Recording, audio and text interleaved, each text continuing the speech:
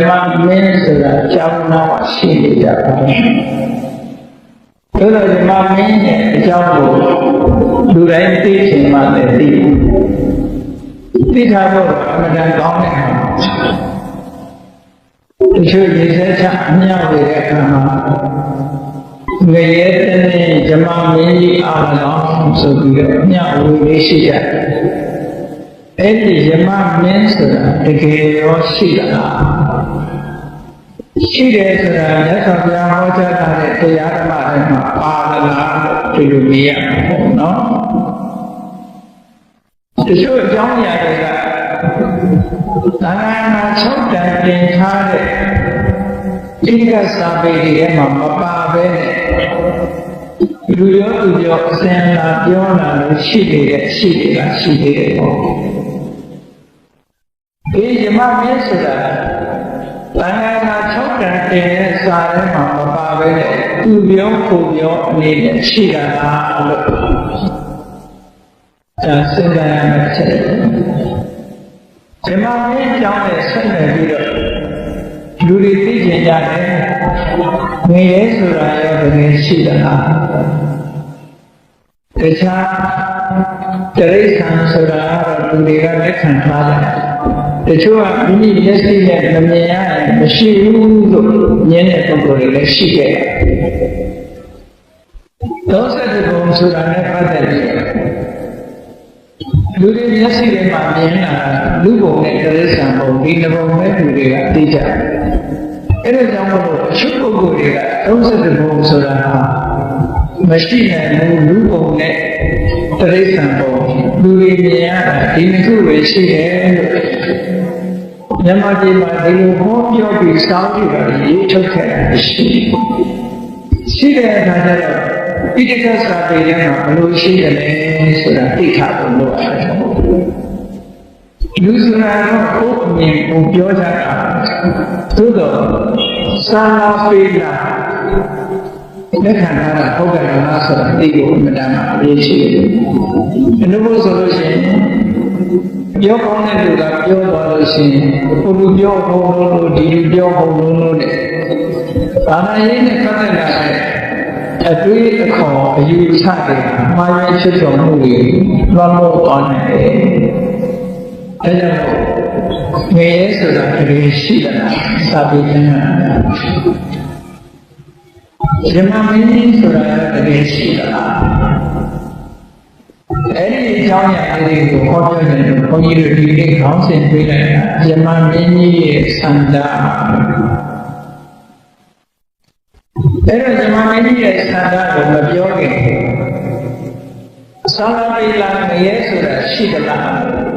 ဘုရားနဲ့ဆိုဟောကြားတော်မူတဲ့ထူထူသုတ်တန်တွေမှာနိရိယဆိုတဲ့စကားလုံးဉာဏ်တန်းလို့သုံးတာရှိအပါယံဒုက္ခတေဝိနိပါဒံတိရိစ္ဆာနာကတံမြတ်စွာဘုရားကအပေလေးကိုသတုတ်ထဲမှာသုတ်တန်တော်တော်များများမှာမြတ်စွာဘုရားဟောတာရှိနိရိယဆိုတဲ့နေရာကိုလည်းပတ်သက်ပြီးတော့လည်းနာနာ6တန်တင်ဒေသနာတော်တွေထဲမှာဇေဝတုတ္တသုတ်ဆိုနှစ်သုတ်ရှိဧကုတ္တရနိကေမှာလည်းဇေဝတုတ္တသုတ်ဆိုတာပါတယ်နိစ္စကနိကေမှာလည်းဇေဝတုတ္တသုတ်ဆိုတာပါတယ်မြတ်စွာဘုရားကိုယ်တိုင်ကိုယ်ကရှားသုတ်တန်တွေမှာလည်းအပင်လေးကိုအကြောင်းဟောထားတာတွေများစွာရှိသာလပိလာရအပယ်ဆိုတာတကယ်ရှိတယ်ငရဲဆိုတာတကယ်ရှိတယ်ပေါ့တကယ်ရှိတယ်ပြီးတော့အဲ့ဒီမှာမြတ်စွာဘုရားကသုတ်တန်တစ်ခုမှာဘယ်လိုဟောတာလဲဆိုရင်လောကမှာအဓမ္မစရိယဓမ္မရဲ့စံကျင်တဲ့အကျင့်တွေဒါတွေကဒုစရိုက်တွေပြောအကုသိုလ်အလုပ်တွေပေါ့ဓမ္မရဲ့စံကျင်တဲ့အကျင့်တွေအဲ့ဒီအကျင့်တွေရှိနေသေးတယ်အဲ့ဒီအကျင့်တွေရှိနေသေးလို့အပေလေးကိုဆိုတာထင်ရှားရှိနေတာပါ စဉ်းစားကြကိုမမြင်ရမယ်လို့ရှိတယ်ကဲဒီကောင်းတာဘုရားစဉ်းစားကြည့်အာဓမ္မစရိယတရားမဲ့ပြုခြင်းမှုဆိုတာလည်းရှိတယ်ရှိတယ်နော်အကုသိုလ်တရားတွေကိုပြုခြင်းနဲ့ဆိုတာကာယဒုစရပညာတတ်တယ်ပညာအစပေါ်တယ်ပညာတာမယဆောကားတယ်ဆိုရယ်ကိုဖြစ်ပြုအပ်တဲ့အချင်းဆိုမနောအစဘုဒ္ဓဘာသာတိပိနာပါစာသရုပ်နာပါစာသမ္မာနာပါလို့ဆိုရယ်မနောဒုစရနှုတ်အချင်းဆိုပြေအဘိဓါ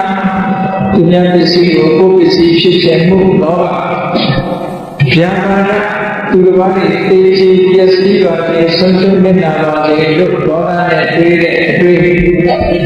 မိစ္ဆာဒိဋ္ဌိကံတိုင်းအကျိုးကိုမြင်ပယ်တဲ့မှားရတော့မြင်ဆိုတဲ့မနောတုစရအဲ့ဒီသဘာဝတရားတွေမှာသူတွေရဲ့တဏ္ဍာမှာရှိတာမရှိဘူးလားဆိုတော့အရင်စဉ်းစားဘာလို့မေးတာအခုပြောခဲ့တဲ့ဒုစရိုက်ဆိုတဲ့မနောဒုစရိုက်တို့ဝစီဒုစရိုက်တို့ကာဒုစရိုက်တို့လူရဲ့တဏ္ဍာမှာရှိမရှိရှိတာရှိတာသေးတာနော်အေးရသော်ဗျာဓာတ်တွေရှိနေလို့ရှိရင်အပေလေးပေါ်မှာရှိတယ်ကိုမျက်စိနဲ့မမြင်ရလို့လည်းအပေလေးပေါ်မှာရှိတယ်လို့လည်းဒါပေမဲ့ဓာတ်တွေရှိအကြောင်းရှိလို့ရှိရင်အကျိုးဆိုတာဆိုပါတော့ချင်းနေကြီးရေတိုးလာတော့ကံပေါ်မှာမေးတယ်ရေရှမ်းတော့ပဲဆွေးရေမှတ်ရောက်နေပြီဆိုပြောလို့မရဘူးလားချင်းနေအညာအထက်မှာမိုးရေကအားရောနေမသိနိုင်ဘူးကိုယ်ကမြင်ရအောင်မြင်ရတာအောက်ခြေမှာချင်းနေကြီးရေရှမ်းနေတာပဲသိတယ်အညာမိုးရွာတာကိုမြင်ရတယ်အေးမမြင်ရဘူးပဲချင်းနေကြီးရေရှမ်းနေပြီဆိုရင်အညာမှာမိုးတွေကောင်းနေတယ်လို့ပြောရင်မှားတာတော့မှားဘူးအဲ့ဒါကိုအနုမနာဉာဏ်လို့ခေါ်တယ်အနုမနာဆိုတာအကြောင်းကိုထောက်ဆပြီးတော့အကျိုးတရားကိုသိရတယ်အကျိုးတရားကိုထောက်ဆပြီးတော့အကြောင်းတရားကိုသိရတယ်ဟောအတ္တမစရိယဆိုတဲ့အကြောင်းတွေကိုထောက်ဆပြီးတော့ကြည့်လိုက်လဲဆိုမကောင်းတဲ့အကျင့်ဆိုးတွေကိုကျင့်နေတဲ့ပုဂ္ဂိုလ်တွေဖြစ်ရဘောဝဆိုတာရှိနိုင်တယ်လို့မြတ်စွာဘုရားကတော့အဲ့လိုပြောတာကနော်မြတ်စွာဘုရားကတော့ရှိတယ်လို့ပြောတာချိုးတော့တာပါပြီးတော့လည်းကြောင်းများစွာမြဲဆိုတာရှိတယ်လို့ပြောတာငယ်တရိစ္ဆာန်ပြိတ္တာအတုရတယ်အေးတရိစ္ဆာန်ရှိတာဆိုတော့လူတွေကမြင်ရငယ်ရဲလို့ပြိတ္တာတို့အတုရကယ်လို့ရှိတယ်ဆိုတော့လူတွေကမမြင်ရမမြင်တော့တချို့ပုဂ္ဂိုလ်တွေကဒါတွေကိုမရှိဘူးလို့ညင်းခွင့်ကြမြန်မာပြည်မှာကို30ဘဝကဘုရားလက်မခံဆိုပြီးတော့ရေးထားတဲ့စာအုပ်ဘုန်းကြီးတွေငယ်တော့ဖတ်ဘူးတယ်တကယ်တော့ဖြစ်နေတာကဘုရားလက်မခံတာမဟုတ်ပါဘူးစာရေးတဲ့သူလက်မခံသူလက်မခံတာပဲဘုရားလက်မခံဘူးလို့ပြောတာနော်အဲ့ဒါလည်းစာရေးဖတ်တဲ့အခါမှာတတိထားတယ်နော်တတိထားတယ်ခြေရတာတော့30ဘဝကဘုရားလက်ခံတယ်ဘုရားကလက်ခံတာမဟုတ်ဘူးဘာလို့ဘုရားလက်ခံဘူးဆိုတာပြောလို့ရတယ်သူတို့တော့တယ်မြတ်စွာဘုရားကပေလေးကိုကြောင်းလက်ဒီကြောင်းမတ်ဒီကြောင်းဟောတာလည်းများများရှိတယ်အဲ့ဒီတုတ်တန်လေးကသာသနာ6ခုတင်ထားတဲ့တုတ်တွေရှိတယ်ဟောဒီကနေ့ကမြတ်စွာဘုရားကြောင်းကျိုးဆင်ပြီးတော့ကြာလူရဲ့ဘာမှာအာဓမ္မစရိယလို့ခေါ်တယ်အတုတရားဖြစ်ပွားနေမှုရှိနေတော့ကြောင့်အပေလေးကိုငရဲတရိစ္ဆာန်ပြိတ္တာအတုရကယ်ဆိုတာထင်ရှားနေတာဟုတ်ကဲ့လောကဒီအမျိုးမျိုးပေါ်တယ် ရာဆိုတာတွေခင်းတဲ့ကိုထောင်းဆိုတာမျက်မှောက်ခင်မှာရှိတယ်ရှိတယ်နော်အဲ့ဒါမျိုးလို့လေဘာမှတရားမှလည်းဒါမျိုးရှိတယ်ရှိတယ်ဆိုတာကိုသိချင်တယ်ဘာဆက်ရချင်နောက်တစ်ခုမြတ်စွာဘုရားစတဲ့အနေနဲ့ပြောတယ်အာတမစရိယဆိုတဲ့တရားမဲ့ပြုကျင့်မှုဇယိုက်ဆိုးတွေရှိတယ်ပဲဓမ္မစရိယစိတ်ကောင်းရုံးရှိပြီးတော့ကုသိုလ်တရားတွေပြုကျင့်နေတယ်တရားတော်တဲ့ဆောင်ရွက်လုပ်ကိုင်နေကြတဲ့ရောလောကမှာရှိတယ်ဆိုလိုတာကသူများအသက်အတတ်တဲ့ပုဂ္ဂိုလ်ရှိတယ်လို့သူများအသက်အတတ်မှုမှဆောင်ကျင်တဲ့ပုဂ္ဂိုလ်မေတ္တာထားတဲ့ပုဂ္ဂိုလ်ရှိတယ်ဓမ္မစရိယဆိုတဲ့ကောင်းတဲ့အကျင့်တရားတွေကိုကြည့်တဲ့ပုဂ္ဂိုလ်အထုနေတဲ့ပုဂ္ဂိုလ်တွေရှိနေလို့လူကြီးဆိုတာရှိနေတယ်နတ်ကြီးဆိုတာရှိနေတယ်ဘာဖြစ်လို့လဲဆိုလို့ရှိရင်ကုသိုလ်တရားတွေပြုလုပ်တဲ့ပုဂ္ဂိုလ်တွေရဲ့အကျိုးပေးရပုံဆိုတာရှိဖို့ရတယ်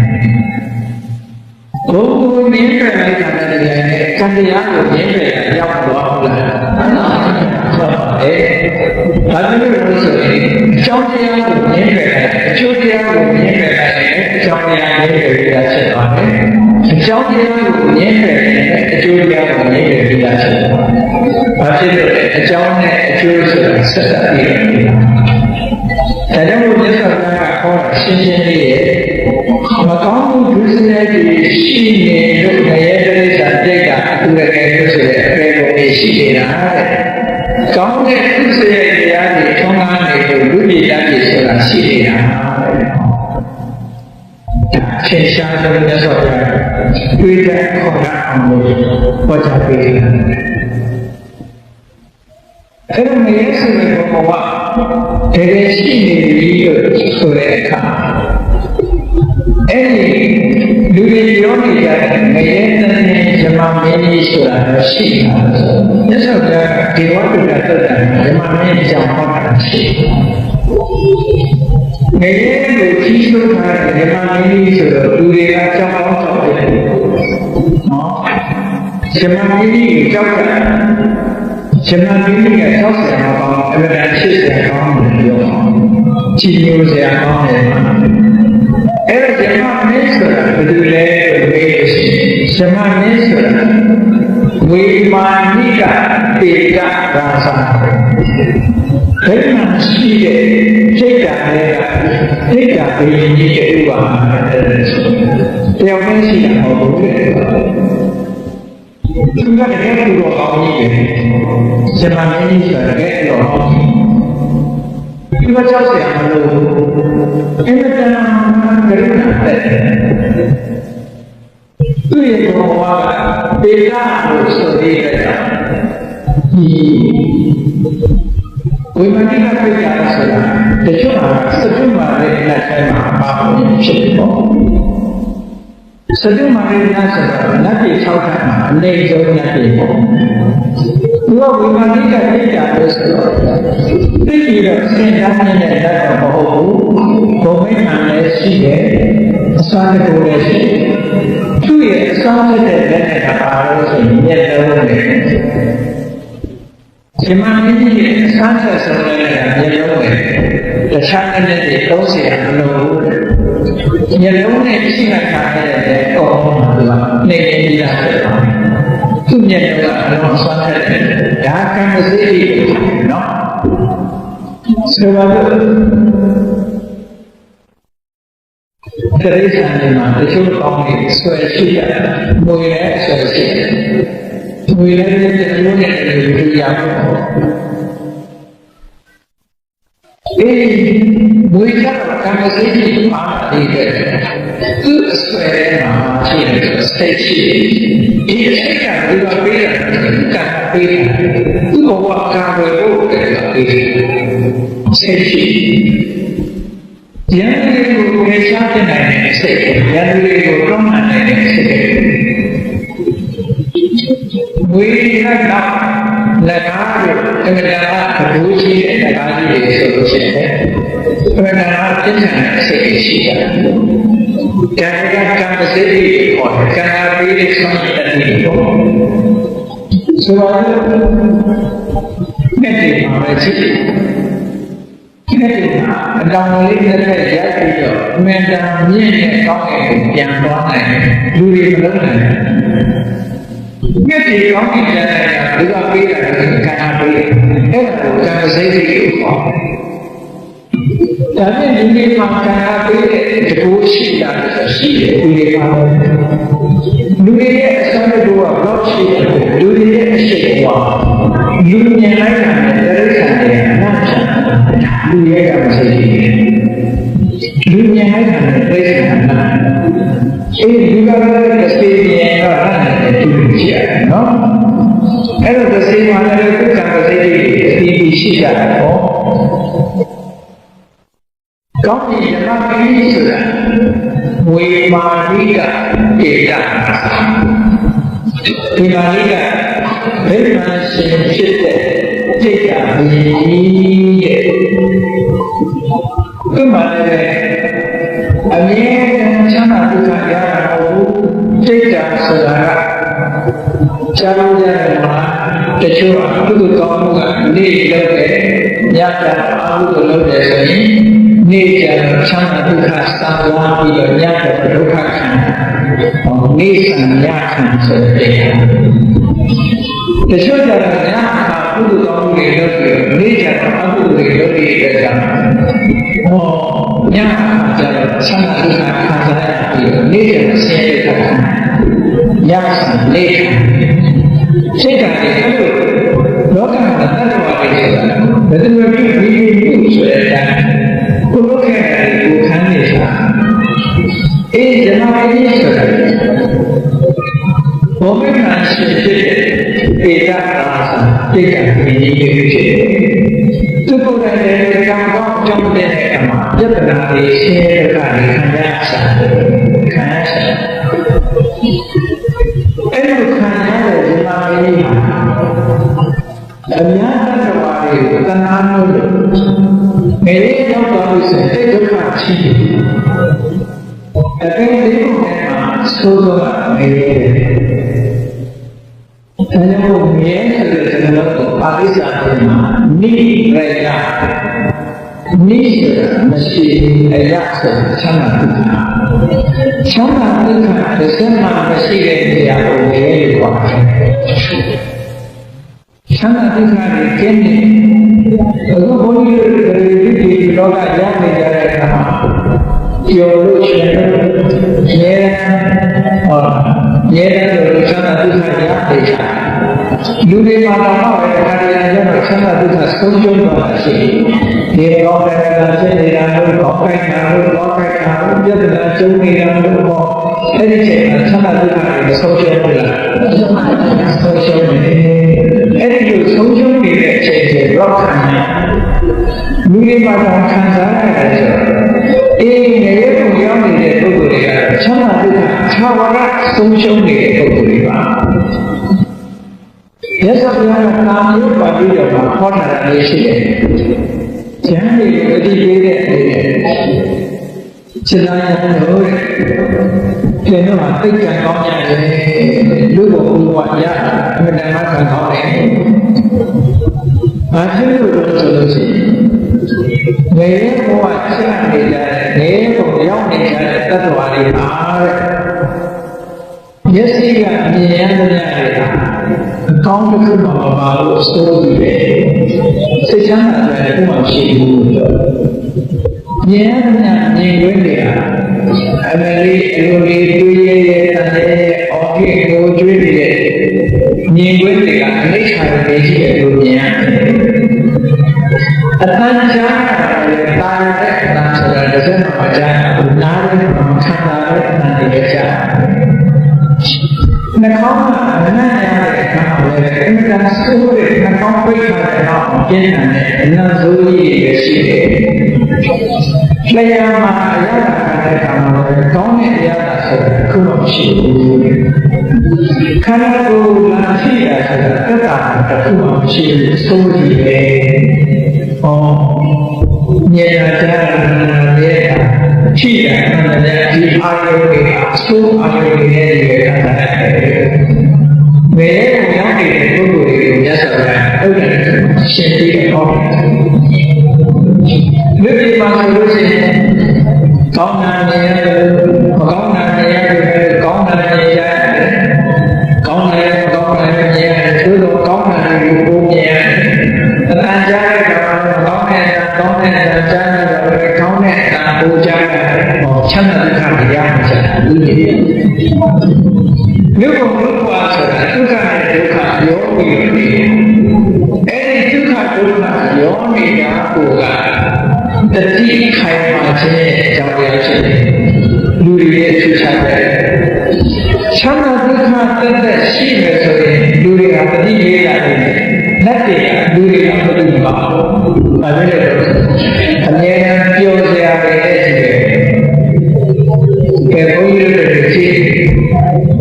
တယ်ဒီရှိမှရုပ်ရှင်မော့နေတဲ့အချိန်မှာဇာတ်တွေလေးတွေချမ်းသာတဲ့ခံစားနေတဲ့အချိန်ပုံမေးလက်တွေကချမ်းသာဒုက္ခအမြဲခံစားနေရတဲ့လက်တွေမေးအလုံးစုံမေးတယ်လူတွေကြတော့ဒုက္ခဒုက္ခအလက်စီဖြစ်ပြီးတဲ့တတိယကိုကောင်းနေဒီလိုဆိုတာရှိတတိပုံပြီးတော့ခံတယ်အဲ့တော့လူကြီးပုံပြီးတော့တန်ဖိုးရှိတယ်ပြောတာနော်နတ်ဘုရားချမ်းသာတယ်လူတွေချမ်းသာသို့တော့ကုသိုလ်ကောင်းမှုလုံးနိုင်တဲ့ရှိတော်မှာကြည့်လိုက်တဲ့ဆိုရင်လူ့ဘုံမမီလူ့ဘုံမှာအမတန်တန်ဖိုးရှိတယ်အဲ့တော့နတ်တွေကနတ်တူစုတည်စေကြမယ်ဆိုတော့လူတွေကိုချမ်းသာနေတာမဟုတ်ဘူးယောဂဝေဒနာရနေတာလည်းမဟုတ်ဘူးကံကြမ္မာပေါ်မှာမိပြီးတော့နတ်သားတွေနတ်သမီးတွေစုတည်တယ်ဆိုလို့ရှိရင်အတိတ်မိတ်တွေပေါ်လာဘာတွေအတိတ်တွေပေါ်လာလို့ဆိုလို့ရှိရင်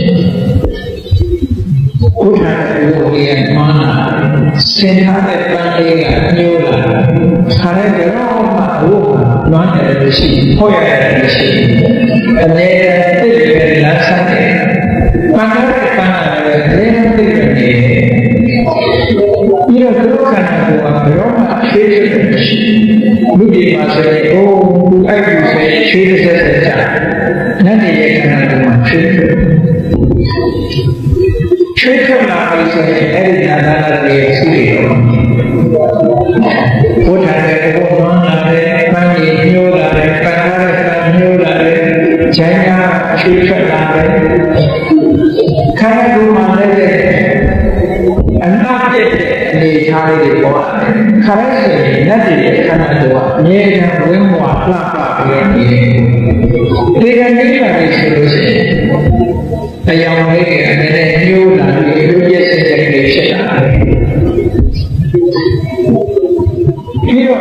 မိမိနေတဲ့ဘဝဝိမာန်နေချင်တဲ့ရှိပြန်ပို့သွားတယ်ပြီးသွားတယ်ဖြစ်လာတယ်အဲ့ဒါလည်းငါးပါးလို့ခေါ်တယ်နတ်တွေစုပြီးတော့လည်းဆိုလို့ရှိရင်အဲ့ဒီနမိတ်တွေပြ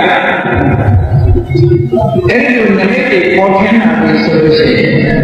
အပေါ်တည်းဖြစ်တဲ့နတ်တွေကသူ့ကိုပဲပေါ်သွားကြတယ်ဆိုရင်ဥယျာဉ်နဲ့ဆက်ပေါ်လာတယ်နတ်တော်ဥယျာဉ်ဆိုတာအလုံးကိုလှပတဲ့ဥယျာဉ်တရားမှာစိတ်ပြည့်နေတဲ့စိတ်ကြနေတဲ့နတ်တော်နတ်တော်ဥယျာဉ်ကြီးတဲ့ရောက်သွားပြီဆိုလို့ရှိရင်မေ့သွားတယ်အဲ့ဒါပြောကြကောင်းပါတယ်အဲ့ဒီနတ်တော်ဥယျာဉ်ကြီးတဲ့ဆက်ပေါ်သွားပြီးသူ့ဘာပြောကြအောင်ဆိုတကယ်သူကတိဘုံကိုရောက်သွားလိုက်ပါတရားမှာမကြောက်နဲ့ဒီလိုရှိသူကတိဘုံကိုဆင်ကြတာသူကတိဘုံကိုရောက်သွားသူကတိဘုံရောက်သွားပြီးတဲ့အခါကောင်းဆုံးသောအရာကိုရအောင်ယူတယ်အဲ့ဒီရထားတဲ့အရာကိုမင်းခိုင်ခိုင်မာမာဖြစ်ပါစေအဲ့ဒီစကားတော်တော်မှလည်းရတယ်ဝိုင်းပြီးတော့လည်းအေးသူတိကိုသွားဆိုတာဘယ်လိုသွားခိုင်းတာလဲဆိုလူကြီးသွားခိုင်းတာလူကြီးသွားအကောင်းဆုံးသောအရာကိုရအောင်ယူဆိုတာအားလုံးဆိုရင်ဒါပြန် ဟောယုံကြည်မှုမှမရှိလို့ရှိရင်တော့ကုသိုလ်ရေးမှာစိတ်ဝင်စားမှုမရှိဘူးဆိုရင်ဘယ်လိုမှလုပ်မဟုတ်ဘူးကုသိုလ်ပေါ်မှာစိတ်ဝင်စားတာလို့ကံကြီးကျိုးကိုယုံကြည်တာလို့ဆိုရင်တတ်တာအားလုံးပဲလမ်းပွင့်ပေးတာဆိုတော့သူရှိတယ်အဲ့ဒါကောင်းလို့လည်းလက်ရည်ယူဆ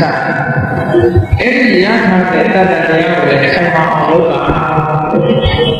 အဲ့ဒီအချက်၃ချက်နဲ့ပြည့်စုံပြီဆိုလို့ရှိရင်တေဝံသစ္စာရှိဘူးဘုရားရောက်ပါတယ်တရားတရားပဲရှိတယ်တရားတရားခိုင်ပါတယ်ဆိုရင်ကုသိုလ်ကောင်းမှုလုပ်ပြီးလက်တည်ပြန်ရောက်မှာပဲသိချင်တော့အဲ့ဒါကြောင့်ဒီစကားတုံးပြောပြီးတော့တိုက်ဒါလက်တည်ရဲ့ဆန္ဒလူမှာလူတည်လူဘဝအမှန်တရားတန်ဖိုးထားဘာဖြစ်လို့တန်ဖိုးထားတာလဲလူဘဝကသူတို့ရဲ့ချမ်းသာလို့တန်ဖိုးထားတာမဟုတ်ဘူးသူတို့ရဲ့အသက်ရှင်လို့တန်ဖိုးထားတာမဟုတ်ဘူးသူတို့ရဲ့အမှုတန်ဖိုးထားတာမဟုတ်ဘူးဘာအတွက်တန်ဖိုးထားတယ်လို့ကုသိုလ်လုပ်ခွင့်ရတန်ဖိုးထားတန်ဖိုးထားတာလည်းတူဘူးနော်အဲ့ဒီချမ်းသာဒုက္ခနဲ့စာမယ်ဒီရဲ့ချမ်းသာဒုက္ခကဘာမှပြောကြမရှိမပြောတော့မနိုင်ဆိုင်ပါဘူး။နိုင်ရဲ့အဲ့နဲ့လူ့တဲ့ကြားရှင်ပြည့်နေတယ်လူ့တဲ့အမှန်တရားတို့လည်းပြောမှာဘူး။နိုင်ရဲ့အရှင်းရောင်နဲ့လူ့ရဲ့အရှင်းရောင်ဆိုတာရှင်လို့မရဘူး။တို့ကအဲ့ဒီနဲ့လူ့ရဲ့တန်ဖိုးထားတယ်အဲဒါတန်ဖိုးထားလို့ဆိုတော့သူ့လိုကောင်းဖို့လုပ်နေရတယ်။သူတို့ကောင်းမှုကိုသိပြီးတန်ဖိုးထားတယ်။ဘာဖြစ်လို့လဲဆိုတော့သူတို့ဘဝဒီကံပေါ်မှာပြီးတော့တက်ရှင်ရတယ်။ကမ္မပူပစီကံအကျိုးနဲ့တက်ရှင်ရတယ်။ဘဝဒီကောင်းပြီလက်တွေကသူတို့ရဲ့စိတ်ခန္ဓာဒီလိုရှိတယ်။နေရတဲ့နေရာမှာမင်းကြီးဆိုတာသူ့ရဲ့ဆန္ဒပါပဲ။ရှင်မမင်းကြီးကသူတောင်းတာဆိုတာနော်ဘုန်းကြီးတို့လူကြီးကလူတွေကဘာမှမတောင်းတာတချို့နတ်ပြည်တောင်းတာတောင်းတာပါပဲရှင်မမင်းကြီးကဘာတောင်းတာလဲဆိုလို့ရှိရင်အဟောဝတ္တမနုဿတံတပိလူဘဝရခြင်းတဲ့အခါအောင်မှတ်တယ်နော်ရှင်မမင်းကြီးရဲ့ဆန္ဒနမတိကလူဘဝကိုရခြင်းအခုတရားရှိခိုးတယ်လည်းပြတ်တယ်ဘုန်းကြီးတို့တွေကလူဘဝညာလက်တွေကတန်ဖိုးထားတဲ့လူဘဝညာဘာကြောင့်တန်ဖိုးထားတယ်ကုသိုလ်လုပ်ခဲ့တရားဓမ္မကိုထူးထူးခြားခြားသိနေတန်ဖိုးထားတယ်အေးဇမမင်းကြီးရဲ့လက်ပတ်တဲ့ဆန္ဒဟောမတာမဘယ်ငါလူဘဝရတဲ့အခါလူဘဝရတဲ့အခါလူပြည်ဒီလောကဘုရားပွင့်တဲ့အကျိုးရတာသူရဲ့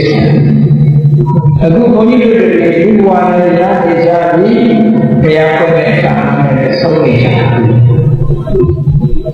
ဇမမင်းကြီးရဲ့ဆန္ဒဖြစ်တယ်ဘုန်းကြီးတို့တွေရနေတယ်ဆိုတာကိုယ့်ကိုရှင်းနေကြအချိန်ကောင်းရှိတယ်အခွင့်ကောင်းကြီးရတယ်ဆိုတာကိုအလေးနဲ့ထားနော်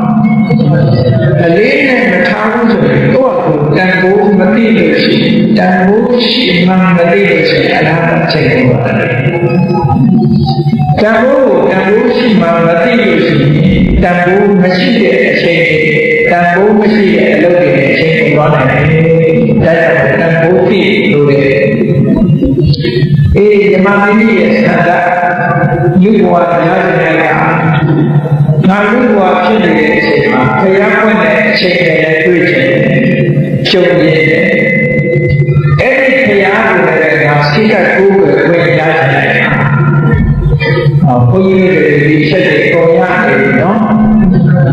အဲ့ဒီမြတ်စွာဘုရားကအားကိုတရားဟောရင်သိကောင်းပါလေ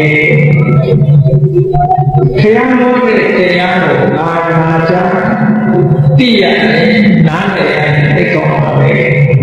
ငါရှိတယ်နော်ဓမ္မမင်းကြီးခန္ဓာ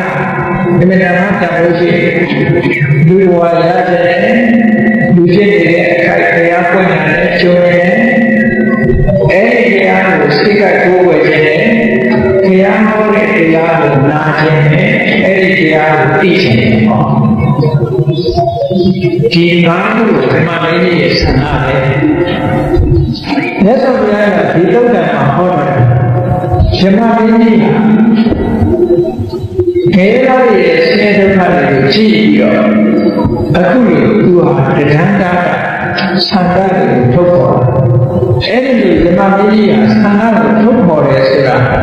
သူများပြောတာကိုငါကြားတာမဟုတ်ဘူးသူများစီကအရှင်းပြရတာမဟုတ်ဘူးငါကိုယ်တိုင်မြင်နေငါတို့ရဲ့ကြားတယ်လက်ဆောင်နော်ဘာဖြစ်လို့လဲဆိုတော့မြတ်စွာဘုရားက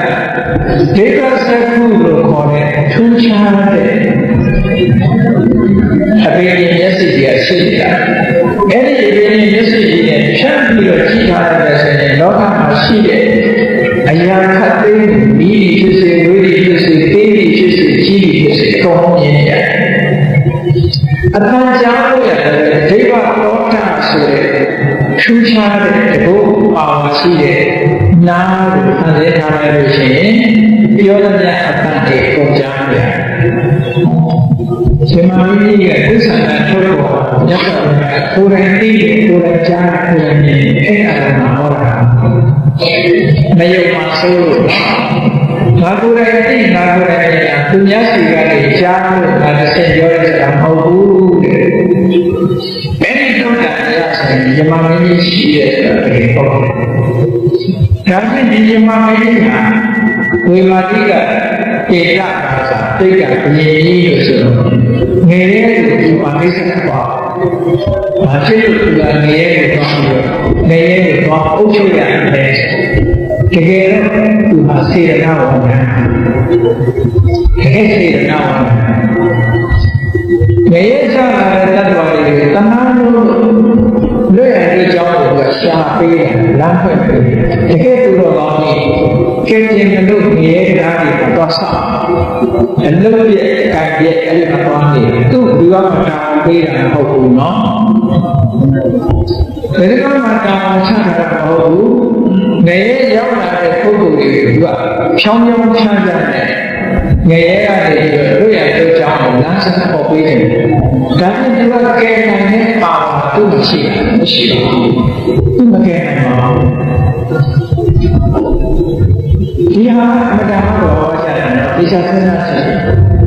လောကလူတွေကပြောကြတယ်လူတယောက်ဟာအသက်အန္တရာယ်ကြုံလို့လူသားတွေလိုက်တယ်ပြောတာဆိုတော့ယောဂဝိဒနာဖြစ်တယ်ဆရာမကစိတ်တူပြီးခဲလိုက်တယ်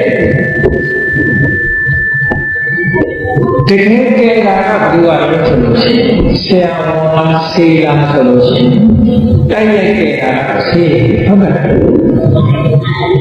အဲ့ဒီဆေးတော့ဘယ်လိုကဲတယ်ဘယ်လိုကပြောလို့ဆရာမပြောတယ်တို့တော့ဆရာဝန်ကြီးဆေးမပါဘူးဆိုရင်ကြောက်ပါမယ်ကြောက်ပါဘူးအဲ့ဒီတော့ဝိသေချာစဉ်းစားဆရာကဆေးညွှန်းတယ်ကိုယ်ကဆေးတော့ဆေးကကိုယ့်ရဲ့အသက်ကိုပဲအဲ့ဒီတော့မျိုးလိုပဲယမမင်းကဘယ်ကြလာတဲ့ပုဂ္ဂိုလ်တွေကိုကဲတယ်ဆိုတာသူတို့လုပ်ခဲ့ကုသိုလ်တရားလေးတွေကိုပေါ်ပေးတယ်ပေါ်ပေးတဲ့အခါကျတော့ပြန်ပြီးတော့မှတ်ရတာတဲ့အခါကျတကယ်ကဲသွားတာဘယ်သူကကဲတယ်သူတို့နဲ့ကုသိုလ်ကဲတယ်ဘယ်ကြလာတဲ့ပုဂ္ဂိုလ်မှာကုသိုလ်ဆိုတာလုပ်တာရှိသူတို့ကလုံးဝမေ့နေတဲ့အခါယမမင်းကြီးကပေါ်ပေးတယ်ဒီဘယ်တော့မှမလုပ်ခဲ့တာပဲလို့ပြောတဲ့အခါကျတော့ဟာပုံသားပဲဆိုဝမ်းသာတဲ့စိတ်တွေကုသိုလ်စိတ်တွေဖြစ်တာရှင်းရှင်းလို့ကုသိုလ်စိတ်ကကဲနော်အဲ့ဒါကိုယမမင်းကြီးကကဲတယ်မအောင်ပဲတို့တော့ယမမင်းကြီးမပါပဲဒီကုသိုလ်တတိယပါယမမင်းကြီးကပေါ်ပေးတာမှပဲကုသိုလ်တတိယဘူးဆိုလို့ရှိရင်ယမမင်းကြီးကရမ်းတယ်အဲဒီချို့အချင်းနဲ့ယမမင်းကနေရာမှာရုံးနိုင်ပြီးတော့စီချက်တွေချနေတယ်ဒီလိုတော့ချင်းဟောဒီလိုချင်းရဲ့ခံစီထိုးလူချင်းရဲ့လွတ်စီဒီလိုစီချက်ချတာလို့လောက်ပါမလုပ်ဘူး ကဲလို့ရမယ်ပုဂ္ဂိုလ်ကဲဖို့ပဲဖြစ်သွားမင်းရဲ့ကိုတော့ချလို့ရှိဟုတ်ကဲ့ကဲလို့ရတဲ့ပုဂ္ဂိုလ်ဘယ်နည်းနဲ့ကဲလို့ဆိုလို့ရှိရင်ကုသိုလ်ကောင်းမှုပေါ်ပြီးအမှတ်ရစီတကယ်ကဲလိုက်တာကိုလုံးတဲ့ကုသိုလ်ကံကဲလိုက်တာအဲ့တော့ဘုန်းကြီးတို့တွေကဘုသူ့ကိုအားကိုးရတယ်ဆိုတာဘောပေါက်ခဲ့တာကိုလုံးတဲ့ကုသိုလ်ပဲအားကိုးအောင်အားကိုးမလွဲစေနဲ့နော်ဘုန်းကြီးတို့ပြောပြတယ်မြတ်စွာဘုရားရှင်ကိုမြတ်ကြီးအနန္တအဘိုးရှင်နဲ့ဖြစ်တယ်အဲ့ဒီအနန္တအဘိုးရှင်ဖြစ်ပြီပဲလို့လူတယောက်ဘုရားရောက်နေလို့ရှိရင်အကုသိုလ်ကံတွေကရှင်းမှန်မမိုးလာတဲ့ပုဂ္ဂိုလ်မြတ်စွာဘုရားကဲမြတ်အကယ်၍ကုသိုလ်ဗမာရဲ့မြတ်စွာဘုရားကဗမာသာ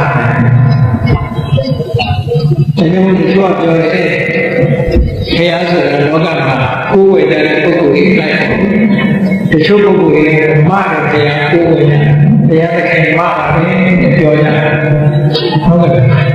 တရားသခင်မှားတယ်တကယ်တော့တရားသခင်မဟုတ်ဘူးကံကံမှာနော်ကိုလုခဲ့တဲ့ဒီကံဆိုတာတခြားနာကျလွဲသွားပြီးတော့လွဲမှားဆိုတာခင်းနေတယ်ဆိုလို့ရှိရင်ဒါလည်း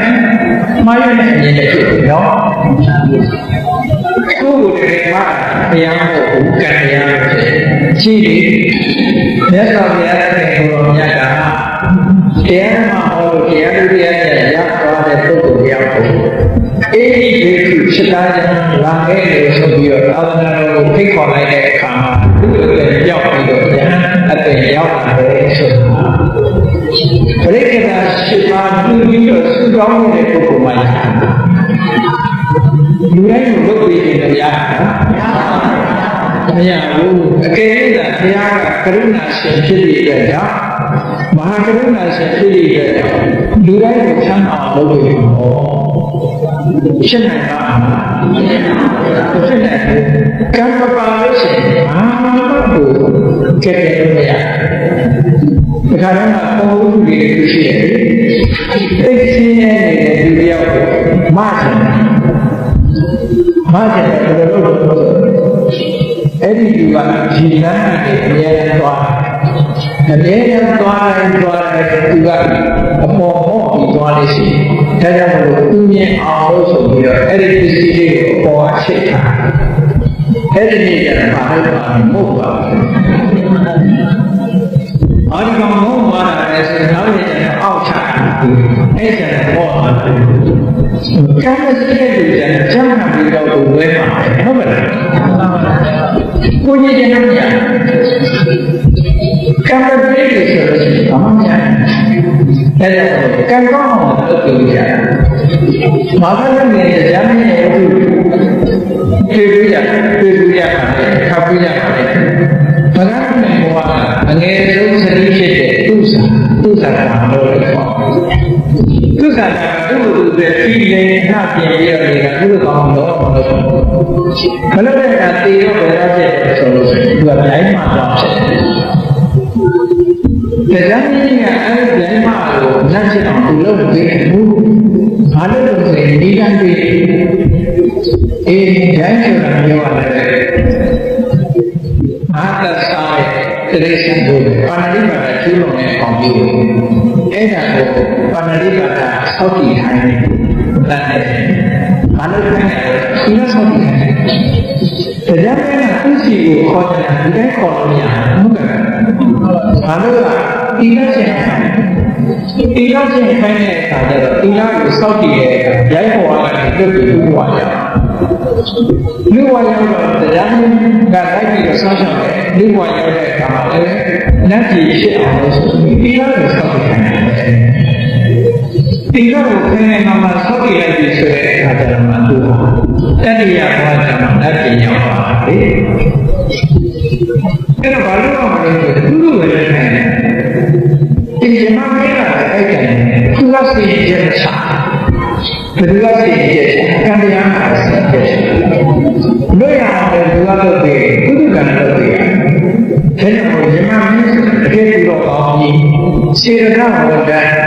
နော်ဒါဘုရားကကျမ်းစာမှာစာပေမှာပါတယ်ဒီမှာလည်းအစိုးရမဟုတ်ဘူး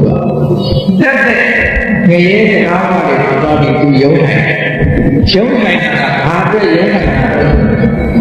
ငရေချတာပုဂ္ဂိုလ်ကြီးကယ်လို့ရတယ်ကယ်ဖို့ဆိုတဲ့အနေနဲ့တော့ရုံးနိုင်တယ်တကယ်စေရနာကောင်းတဲ့ပုဂ္ဂိုလ်နော်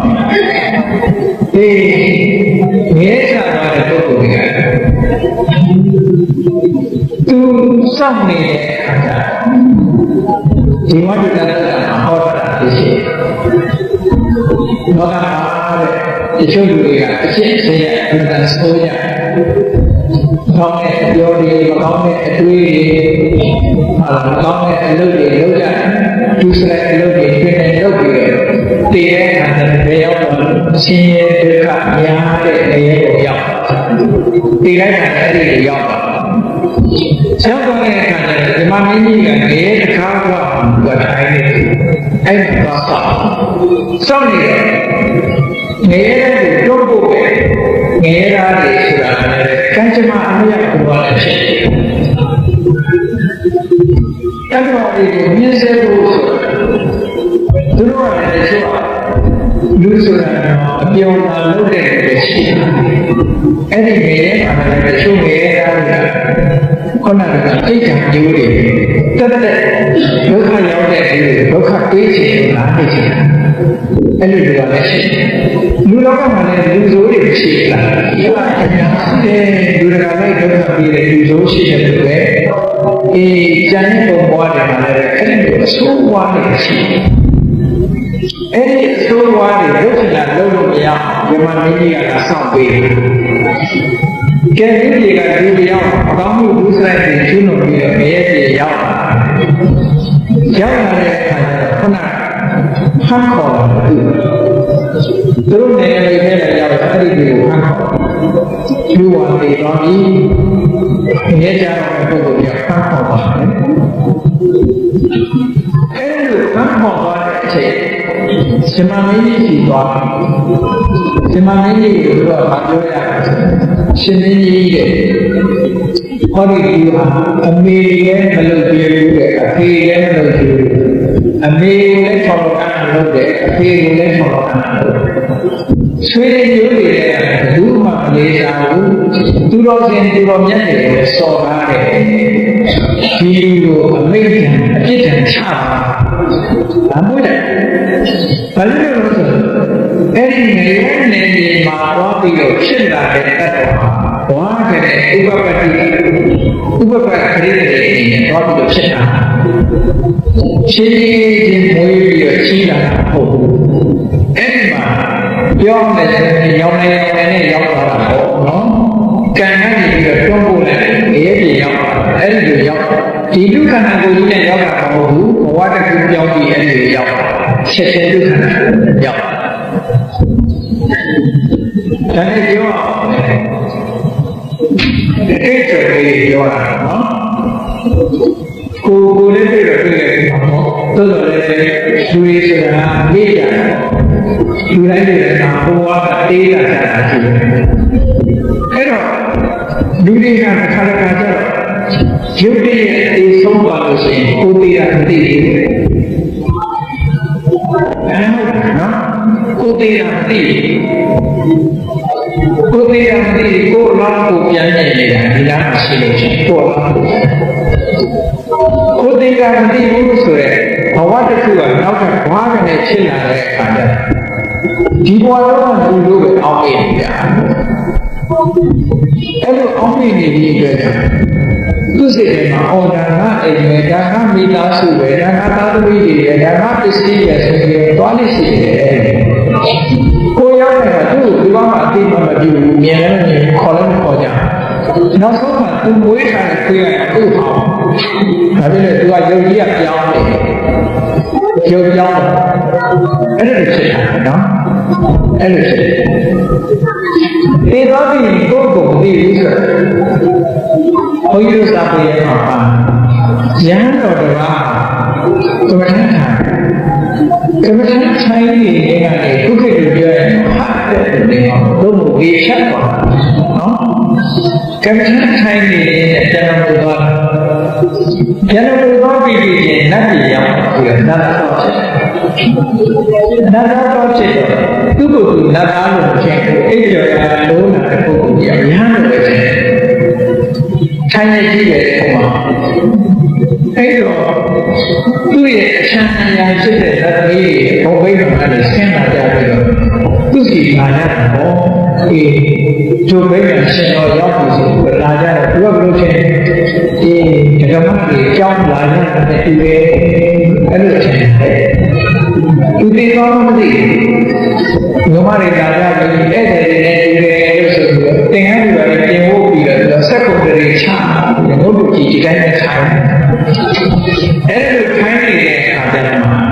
ခေါင်းကနတ်သမီးတွေကတော့ဘုန်းကြီးဘဝလာတဲ့နတ်သားတွေမှာပဲ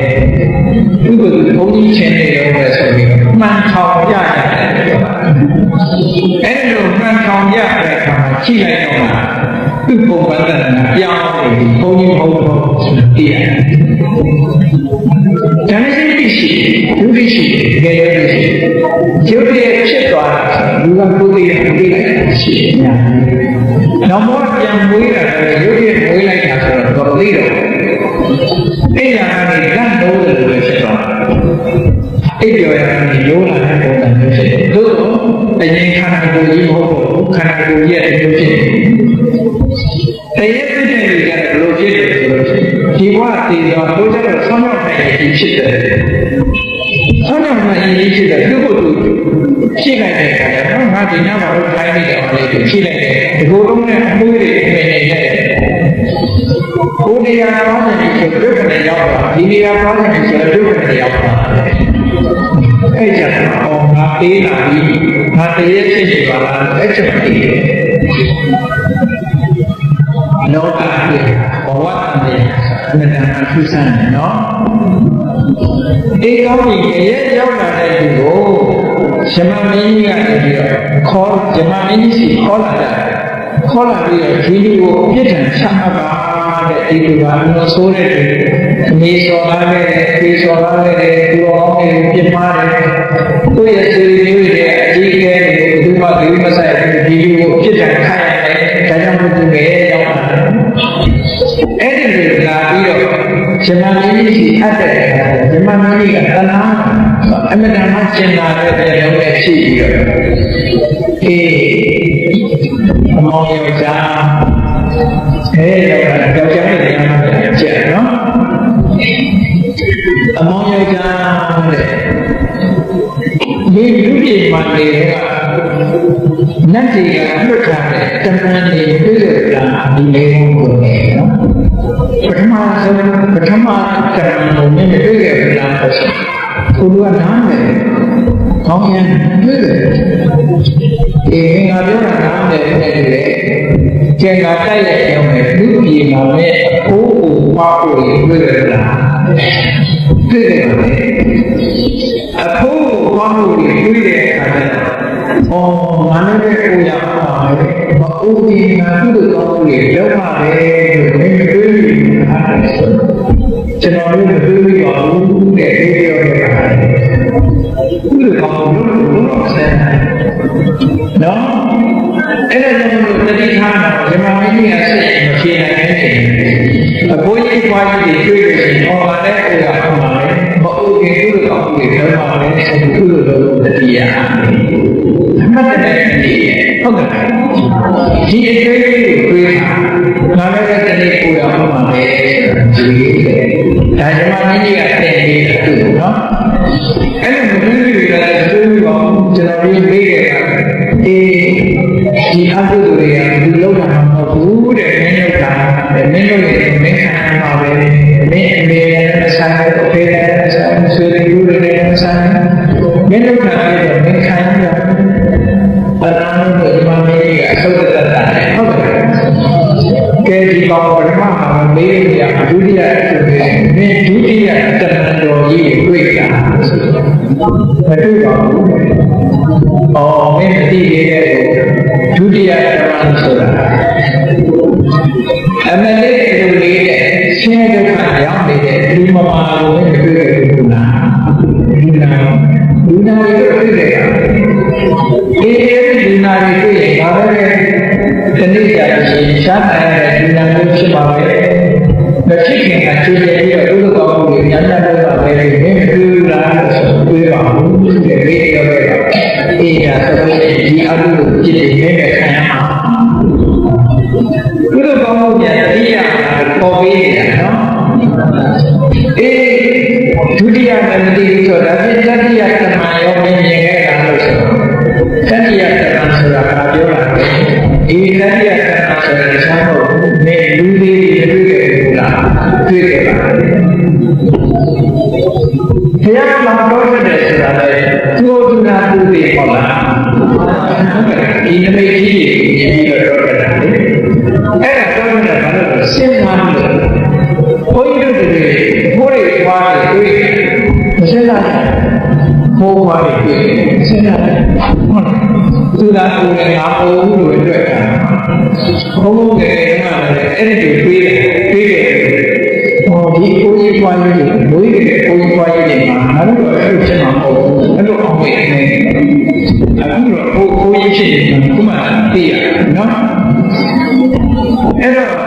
ငယ်ငယ်တော့တကယ်တွေ့ပြီးတွေ့ရင်အဲ့ဒီပုံစံနဲ့တွေ့တယ်ဒီကိုကြီးပွားကြီးတွေမွေးတဲ့ကိုကြီးပွားကြီးတွေမှာပဲအောင်မေ့ကဲကြည့်နော်တွေ့တယ်လူအိုတွေ့ရင်ငါလည်းကိုရအောင်ပါလေကောင်းတယ်လို့ပါပဲโอเคငါလည်းနာရအောင်ပါလေကောင်းတယ်လည်းရောငါလည်းသိမှလည်းမသိရင်ကောင်းတယ်လည်းရောဟောဒီလိုစဉ်းစားတယ်စဉ်းစားပြီးတော့သူ့လိုကောင်းမှုတွေလည်းလုပ်အောင်အဲ့ဒီလိုမလုပ်ခဲ့တဲ့လူတယောက်ပြီးတော့နေလေအခုလိုဒုစရိုက်တွေနဲ့ပဲပျော်ပိုက်ပြီးတော့နေလေဆိုလို့ရှိရင်ဘယ်လိုမပြုမိမိမှုကိုလုံးကကိုယ်ပဲခံတယ်အဲ့ဒါယမမင်းကြီးကအခုလိုတမန်၃ခုနဲ့ခေါ်ထုတ်ပြီးတော့စစ်တယ်ပဲအဲ့ဒါလိုမေးမြန်း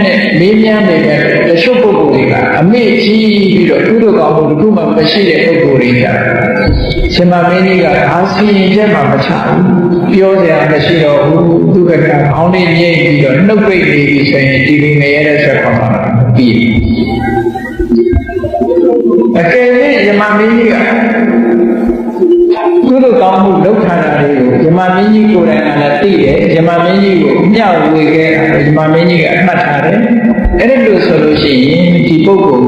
နေပါအောင်မင်းဘယ်တော့ကဘာလူတာပဲငါ့ကိုမင်းမျှဝေခဲ့တယ်ဟုတ်လားလို့ခေါ်ပေးလိုက်တဲ့အခါကျဘုရားစဉ်းစားတော့ဟုတ်တယ်ဆိုအဲ့ဒီလူကငရဲအတွက်တော့သူကယမမင်းကြီးကလွတ်လိုက်တာမဟုတ်ဘူးသူကံတဲ့သူလွတ်တာကုသိုလ်တတိယလိုက်တာနဲ့ကုသိုလ်ကံကအကျိုးပေးဖို့အတွက်ချက်ချင်းအကုသိုလ်ကံကိုဖယ်ရှားပြီးတော့ကုသိုလ်ကံရဲ့အကျိုးကိုထုတ်လို့တာကံတရားတွေဆိုတာအလွန်စွမ်းအားရှိတယ်နော်ကံကောင်းကြောင်းနာကိုပဲချသွားပြီးတော့ကုသိုလ်ကံရှိရင်အဲ့ဒီကုသိုလ်ကံကပြန်ကျဲသွားနိုင်တယ်ပေါ့ဘာဖြစ်လို့လဲဆိုလို့ရှိရင်ငရဲအသက်နဲ့လူအသက်ကမတူဘူးငရဲအသက်ကကံနဲ့ကံရှိတဲ့ညတော့မှမသိဘူးသူကကံပေါ်မှာမူတည်တယ်လူရဲ့အသက်ကကံပေါ်မှာမတည်ဘူးဘာလဲအသက်ဉာဏ်ဆောက်လို့ပြောကြတယ်ပေါ့အသက်ကိုကံဆောက်လို့ပြောတာလားဉာဏ်ဆောက်လို့ပြောတာဉာဏ်ဆောက်လို့ပြောတာလူတွေဟာဟုတ်လားအတိဉာဏ်လေးနဲ့ဇာတိဥရုနဲ့ကောင်းနေတယ်ဟုတ်လားအစားအစာလေးကောင်းတာလေးစားမယ်ဆိုရင်အသက်ရှိလာငရဲကိုရောက်နေတဲ့တတ္တဝါတွေကြတယ်အဲ့လိုမဟုတ်ဘူးတဲ့ကံရှိရင်ခံနေတော့ကံကမကုန်သေးကံကုန်သည်ထိခံသူတို့ရဲ့ကံအဲ့ဒီကံနဲ့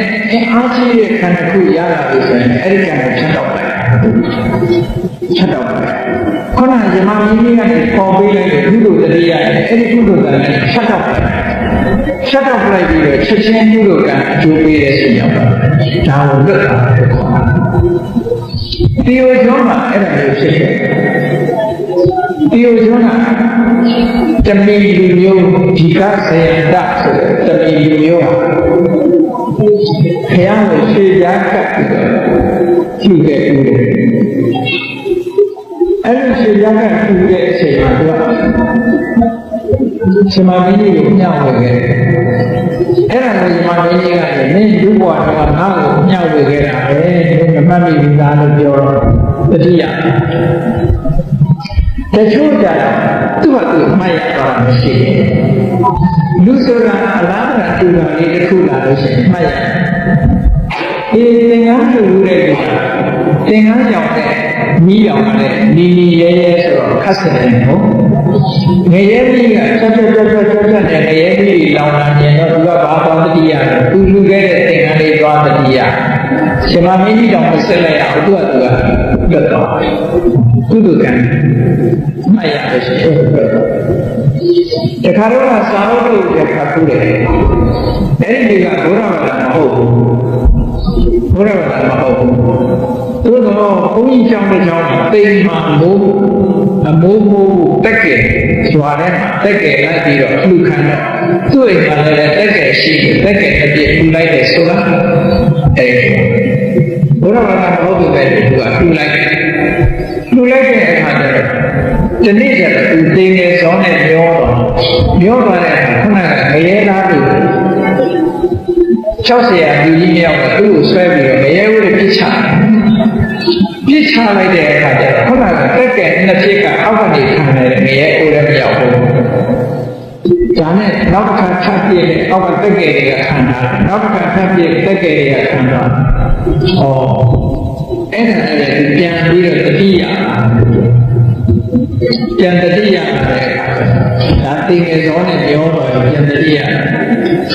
ဒီတက်ကဲလူခဲ့တာကြောင့်ဘုရားငရဲမကြတာပဲလို့ဆိုပြီးတော့အဲ့ဒီကပြန်ပြောတဲ့စာရင်းလေးတစ်ခုရှိတယ်ပေါ့စာအုပ်တို့ပြန်အဲ့ဒီရေးချင်နော်ဒါလည်းယုံကြည်လို့ရှိတာဘဝဆိုတာကိုလုခဲ့တာကိုဖြစ်ကြတာအဲ့ဒီလိုငရဲရောက်သွားတဲ့ပုဂ္ဂိုလ်ကြီးကဇမမင်းကြီးကနေပြီးတော့ခေါ်ထုတ်ပြီးတော့မပေးနိုင်တော့အကုသိုလ်တွေကြီးရဲ့လောက်လာတဲ့ပုဂ္ဂိုလ်ကြီးငရဲဇမမင်းကြီးကငြိမ်းနေလိုက်တယ်ဘာမှဆက်မပြောတော့မပြောတာတဲ့တရားနဲ့ပဲခေါ်လာတဲ့ငရဲသားတွေကလက်ဆွဲအတင်းခေါ်ပြီးတော့ညင်းတဲ့အလုပ်တွေစလုပ်ကြတယ်စာထဲမှာဘယ်လိုညင်းတဲ့လဲဆိုလို့ရှိရင်သူ့လက်နဲ့ပဲခြေတော်နဲ့ပဲရင်ဝတန်ရုံကြီးရိုက်တင်ရတယ်လက်ဝါးနဲ့ပဲကိုလည်းပဲတန်ရုံကြီးရိုက်တင်တယ်ခြေတော်နဲ့ပဲကိုလည်းပဲတန်ရုံကြီးရိုက်တင်တယ်နောက်ဆုံးရင်ဝတဲ့တန်ရုံကြီးရိုက်တင်တယ်အဲ့ဒီနေတာအဲ့ဒီဒုက္ခကြီးဘောက်ကြီးလိုက်တယ်ဆိုတာစဉ်းစားကြည့်မတည်ချင်းခံရောသိလည်းမသိအဲ့ဒါပြီးတော့မလုပ်တယ်ဆိုလို့ရှိရင်လက်အိတ်ခိုင်းပြီးတော့ဓမ္မတွေနဲ့ဒီလိုလုံးကိုခုတ်ပြစ်ကြတယ်ဓာတ်နဲ့ပြေးကြတယ်အဲ့ဒါလည်းဒီလိုမသိခုတ်ပြီးပြန်ဆက်ပြန်ရှင်းအဲ့ဒါတွေအဲ့ဒီကနေပြီးတော့နောက်ဘာလို့လဲဆိုလို့ရှိရင်အမတန်မှမိကြီးကလေးရဲနေတဲ့တောင်ပေါ်မောင်းတင်တော့ပေါ်တဲ့မိကြီးကသူမတဲ့နောက်ကရိုက်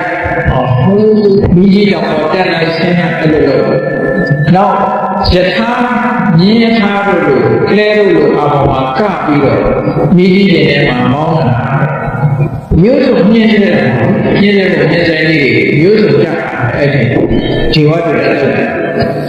နောက်ဆုံးကြတော့ဘာလို့လဲခြေတော်နဲ့ဆောင်းကပ်ပြီးတော့ပုတ်စကူးနေတဲ့ရဲ့အကြီးရဲ့ပြစ်ချလိုက်တဲ့အခါကျတော့ဒါလည်း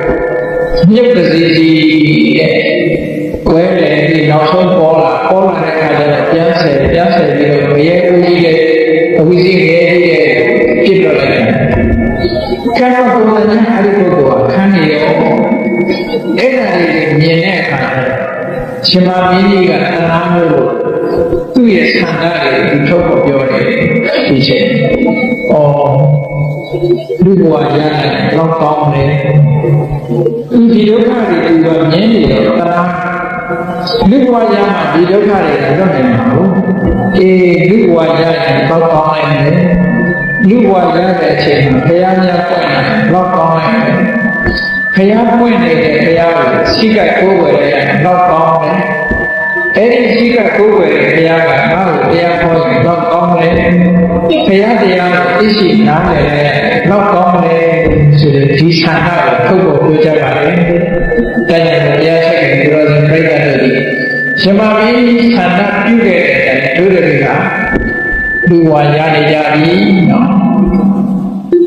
ဘုရားပွင့်တဲ့သာသနာမှာလည်းဘုန်းကြီးတွေကျုံးနေကြပြီ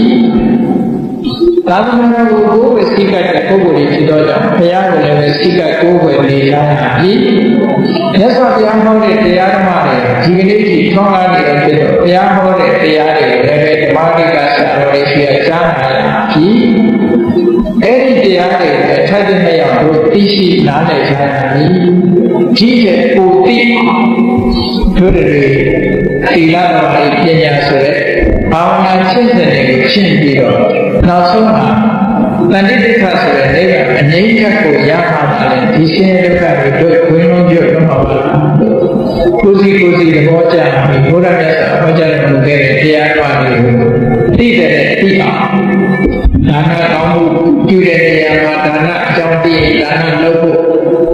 သီလအကြောင်းဟောတဲ့အခါမှာသီလဆောက်တည်ဖို့သမထဝိပဿနာဘာဝနာတရားအကြောင်းဟောတဲ့သမထဝိပဿနာဘာဝနာတွေကိုရှင်းပြကျွတ်ကိုအထုတ်ပြီးတော့အသိဉာဏ်တွေရတယ်နောက်ဆုံးနိဗ္ဗာန်ကိုမျက်မှောက်ပြုပြီးတဲ့အခါကျတန်ရာထဲမှာကြုံတွေ့နေရတဲ့အခုလိုပြောခဲ့တဲ့အပေပေါ်မှာကြားရောက်ပြီးတော့ဒုက္ခအမျိုးမျိုးခံရတာဘုံဘဝထဲမှာရှိနေပြီးတော့ဒုက္ခအမျိုးမျိုးအိုနာတေးဆိုတဲ့ဒုက္ခဝိရိယမလွတ်နိုင်အဲ့ဒီဒုက္ခတွေအလုံးကလွတ်ရငြိမ်းရချုပ်ရဖြစ်တဲ့နိဗ္ဗာန်ကိုတို့တွေရောက်ရှိကြတာဧကဖြစ်တယ်လို့ကိုယ်စီကိုယ်မှရရှိထားတဲ့အခွင့်ကောင်းကြီးလက်လွတ်ဆုံးရှုံးခြင်းမဖြစ်စေတဲ့တတိတရားကြီးစွာဖြင့်ရှင်းကြံတို့ကိုအားထုတ်နိုင်ကြပါစေကုန်သတည်း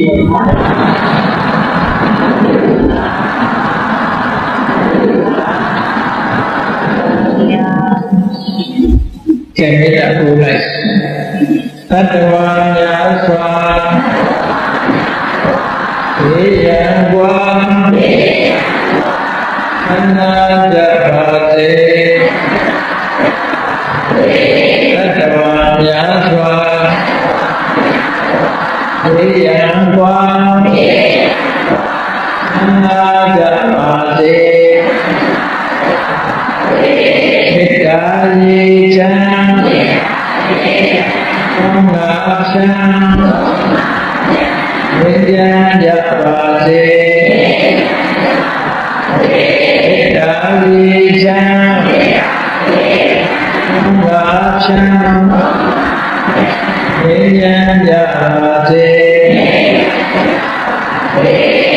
စေချမ်းသာချမ်းသာဘုရားဆန္ဒပြေပါစေ